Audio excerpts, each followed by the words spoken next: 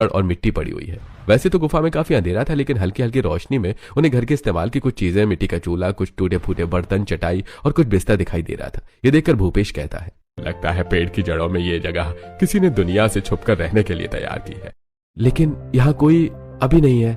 बाहर बारिश भी है और ठंड भी लग रही है, इसीलिए इस वक्त हम यहीं रहते हैं। अगर कोई आएगा तो देखा जाएगा कि क्या होता है। वो लोग ये बातें कर ही रहे थे कि तभी एक छिपकली देवकी के ऊपर कूद जाती है। देवकी चिल्ला उठती है और छिपकली को झटक देती है। फिर माया कहती है, ये भगवान, इस गड्ढे के अंदर तो ना जाने कितने कीड़े मकोड़े होंगे, हम यहाँ कैसे रहेंगे। हमें कुछ न कुछ करके इस जगह को फिलहाल रहने के लायक बनाना होगा। बाद में हम सोचेंगे कि हमें करना क्या है, क्योंकि छुपने की इससे अच्छी जगह हमें और कहीं नहीं मिल सकती। लोकेश, तुम मेरे साथ बाहर आओ, हम कुछ लकड़ियों का इंतजाम करके आग जला देते हैं ताकि हम कीड़े मकोड़ों से बच पाएं। किशन भी सही कहता है, लेकिन अभी बाहर बारिश बहुत तेज है, थोड़ा रुक कर चलते हैं।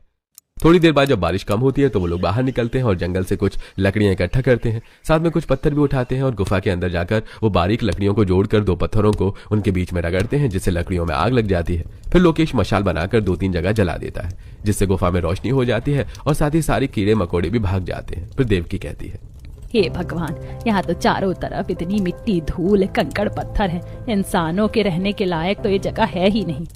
माँ जी, आप चिंता मत कीजिए, मैं और माया ये सारी मिट्टी उठाकर बाहर फेंक देते हैं और इस जगह को मिट्टी से लीप पोत देते हैं। आप देखना, थोड़ी ही देर में ये पूरी जगह साफ सुथरी हो जाएगी।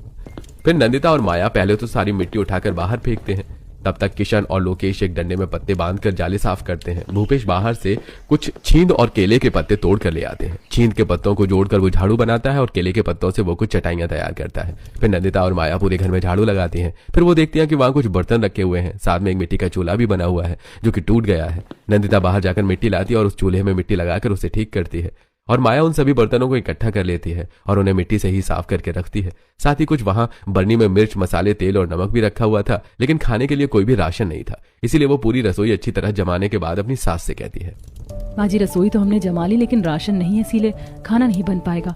कोई बात नहीं बेटा, अभी तो तू ये केले के पत्तों से बनी हुई चटाइयाँ बिछा दे ताकि हम लेट कर आराम कर सके। फिर बाद में सोचेंगे कि खाने का क्या करना है। अब नंदिता और माया वहां पर केले के पत्तों से बनी चटाइयां बिछा देती हैं। सभी लोग आराम से बैठ जाते हैं। सारा काम खत्म करने के बाद वहां रखी घघरी को उठाकर नंदिता कहती है, माँ जी, घर की साफ सफाई तो हो ही गई है, लेकिन हमें पीने के लिए पानी ढूंढना पड़ेगा। आप लोग यहीं रुकिए, तब तक मैं और माया आसपास से पानी ढूंढ कर लाते हैं। अरे बहू, ये तुम्हारा गाँव नहीं है, जंगल है। इस घने जंगल में जंगली जानवर भी हो सकते हैं, तो जो जानवर हमला कर सकते हैं। वो तो ठीक है पिताजी, लेकिन पानी तो लाना ही पड़ेगा ना, फिर आगे भगवान की मर्जी है। ऐसा कहकर नंदिता और माया पानी की तलाश में निकल पड़ती हैं। तो वहीं किशन अपने पिताजी से कहता है, पिताजी देखिए, यहाँ कुछ पुराने कपड़े पड़े हुए हैं,